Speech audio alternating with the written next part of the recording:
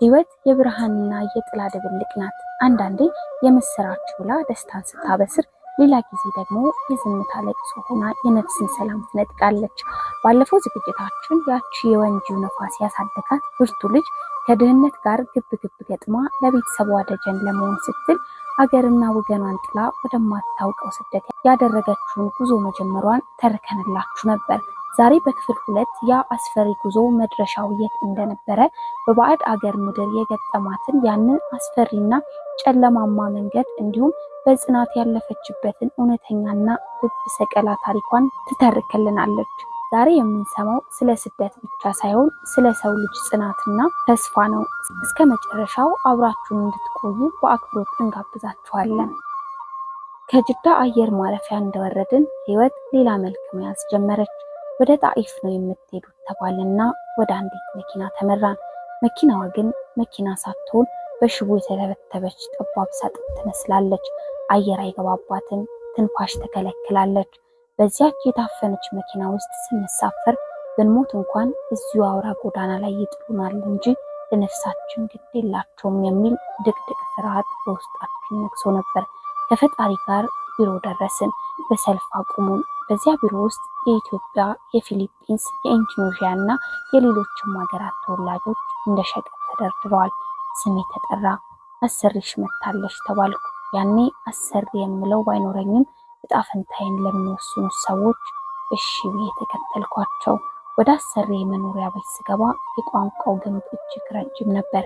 አረብኛ አልችልም። እሷ ደግሞ እንግሊዘኛ በትንሹ ትሞክራለች። ለ2 ቀናት እንቅልፍ ባይኔ ሳይዞር በመቆየቱ ደክሜ ነበር። ገና እንደገባው ታጥቤ እንደወጣና እንድተኛ ነገረችኝ። ነገር ግን የእኛ ሀገር ሌሊትና የአረብ ሀገር ሌሊት ሰማይና ምድር ናቸው።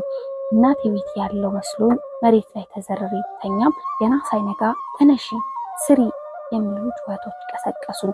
ሻይ ቡናው፣ እራቱ፣ ጽዳቱ ገና እኩለ ሌሊት ላይ ይጀምራል። እንቅልፍ የለም፣ እረፍት የለም። ለ9 ወራት ያህል ቤተሰቦቼ ጋር እንዳልደውል ተከለከልኩ።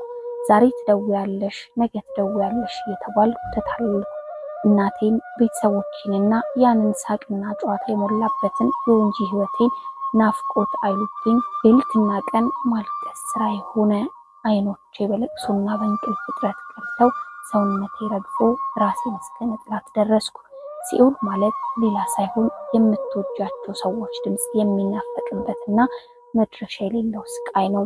5 ሰዓት ላይ ከቤት ወጥቼ ሮጥኩ። ፖሊስ ተጠራ። 6 የፖሊስ መኪናዎች ከበቡኝ። እኔ ግን አልፈራሁም። ከስቃይ ቤት ይልቅ እስር ቤት ለኔ ሰላም ነበር። ፖሊስ ጣቢያ ተወስጄ በእስር ቤት ውስጥ ሳድር ከእኔ ከፋ መከራ ያዩ እህቶቼን አገኘው። የተደበደቡ፣ የተደፈሩ። ያኔ የኔ ስቃይ ከነሱ አንጻር ቀላል መሆኑን ተረዳው። ከዚያም ወደ መንግስት መጠለያ ጣቢያ ተወሰድን። እዚያ መጠለያ ውስጥ ስገባ ግን ሌላ ዓለም አገኘው። አብረን እንጸልያለን፣ አብረን እንስቃለን። ነገር ግን አምላኬ ሆይ መቼ እኔ ተራ እያልኩ ሌሊትና ቀን አለቅሳለሁ። አንዳንዴ ደግሞ በምሬት እግዚአብሔር አይሰማንም እንዴ እላለሁ። በዚህ መሃል ያ መጀመሪያ የጠፋሁበት አሰሪ ተገኝቷል ተባለ። አሁንም እንደ ወንጀለኛ ታስረን ወደ ፖሊስ ጣቢያ ተወሰድን። ወደ ፖሊስ ጣቢያ ስንደርስ ፈርሚና ወደ አሰሪሽ ተመለሺ ተባልኩ። አልመለስም፣ ቤት ቀይሩን ብዬ ጮኩ። ወዲያው ሌላ አሰሪ መጣ። 7 ወር ደሞዜን እንዲሰጠኝ ስጠይቅ ያ ቀድሞ የነበረው አሰሪ በንዴት ላንቺ አልሰጥም፣ ለሁለተኛው አሰሪ ነው የምሰጠው አለኝ።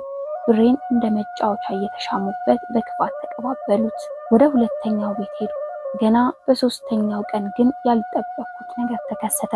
ሴትዮዋ ትነጫነጫለች። ሰውየው ደግሞ ለሆኖ ላልሆኖ ስሜን እየጠራ ሊያናግረኝ፣ ሊስቅና ሊጫወት ይፈልጋል። እሷን እያለሁ ለምን ትጠራታለህ በሚል ትበሳጫለች። እሱ ሲወጣ ደግሞ እኔን ትሰድበኛለች። ሰውየው ጥሩ አካሄድ አልነበረውም። ሴትዮዋም ባህሪውን ታውቀው ስለነበር በእኔ ላይ ትወጣለች። ቤቱ ያለው ከተማ ውስጥ ሳይሆን ጫካ መሃል ነው። የማመልጥበት መንገድ ጠፋኝ። አንድ ቀን ሴትዮዋና ልጆቹ ከቤት ወጡ። ሰውየው እነሱን አድርሶ ተመልሶ መጣ። የመጣው ለነገር ነበር። እኔ ኩሽና ውስጥ እንዲያጸዳው እያለ ታች ሆኖ ዕቃ ነይ ውሰጂ ብሎ ጠራኝ። ሄጄ ሊቀበለው ስል በድንገት ያዘኝ። ከፎቅ በታች ዕቃ የሚቀመጥበት ጠባብ ክፍል ውስጥ ወረወረኝ። ይህ ሰውዬ እንደፎከረው ሊያደርግ ነው ብዬ ልቤ ቆመች። እሱ በጣም ወፍራም ነው። እኔን እዛ ክፍል ውስጥ ወርውሮኝ ሚስቱ እንዳትመጣ ወደ ላይና ወደ በሩ እያየ ሊጠጋኝ ሲል ፈጣሪ ኃይል ሰጠኝ። ከወረወረኝ ክፍል ውስጥ ውልቅ ብዬ ወጣሁ። ወዴት ትሄጃለሽ እያለ ደግሞ ሊይዘኝ ሲሞክር ጉልበቴን በሙሉ ተጠቅሜ ገፍተርትር አደረግኩት። ሄዶ ግድግዳው ላይ ተጣበቀ። ግድግዳው ባይኖር ኖሮ ጭንቅላቱ ይፈነዳ ነበር። ያኔ በሩን ከፍቼ ወደ ጫካው ሮጥ። ባዶ ሆዴን ቁርስ ሳልበላ መሮጥ ጀመርኩ። መኪናው እየተከተለኝ ነው። ትልቁ አስፋልት ላይ ስደርስ ራሱ በመኪናው መጣብኝ። ቁሚ ቁሚ፣ ለምንድን ነው እንዲያደረግሽው ሲለኝ እንዳትጠጋኝ ብዬ አስይዝሃለሁ አልኩት። ነይ ወደ ቤት እንሂድ ሲለኝ አልመጣም፣ ፖሊስ ጥራ አልኩት። ፖሊስ መጣ።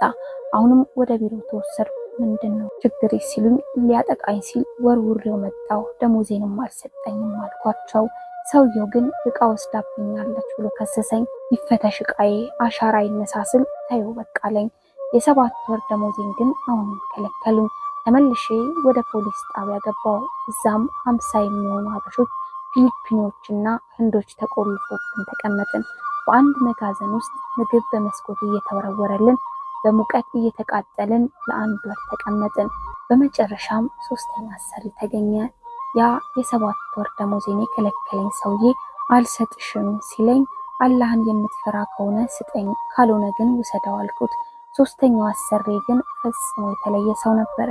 የያዝኩት ልብስ የለኝም፣ 2ኛው ቤት ጥዬ ወጥቻለሁ፣ ልብስ የለሽም አለኝና ቀጥታ ወደ ትልቅ ሱቅ ይዞኝ ሄደ። የፈለግሽውን ቦርሳ፣ ጫማና ልብስ ግዢ አለኝ። አላመንኩም። ይሄ ሰውዬ ምንድን ነው ህልም ነው እንዴ ያልኩኝ። ለ2 ዓመት ስቃይ ካየው በኋላ እንዲህ ያለ ሰው ማግኘት የተአምር ነበር። ሁሉንም ነገር ገዝቶልኝ ቤቱ ይዞኝ ሄደ። የሰዎቹ ፈገግታ፣ አቀባበላቸው ልክ ኢትዮጵያ የገባውን የመሰለኝ።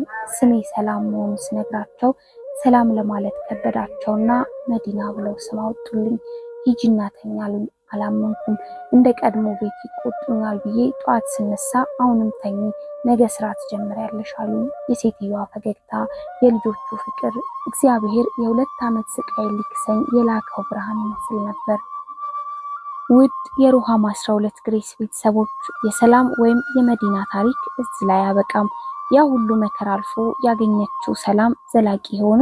በ3ኛው አሰሪ ቤት የገጠማት አስገራሚ ታሪክ ምንድን ነው የሚለውን በሚቀጥለው ክፍል 3 ይዘንላችሁ እንቀርባለን። የታሪኩ ባለቤት ዛሬም ለእኛ የምታስተላልፈው መልእክት አለ።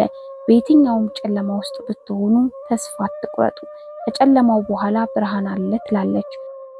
ይህን ዝግጅት ከወደዳችሁት ላይክ፣ ሼር እና ሰብስክራይብ በማድረግ ለሌሎችም እንዲደርስ አድርጉ። በሚቀጥለው ክፍል እስክንገናኝ ሰላም ቆዩልን።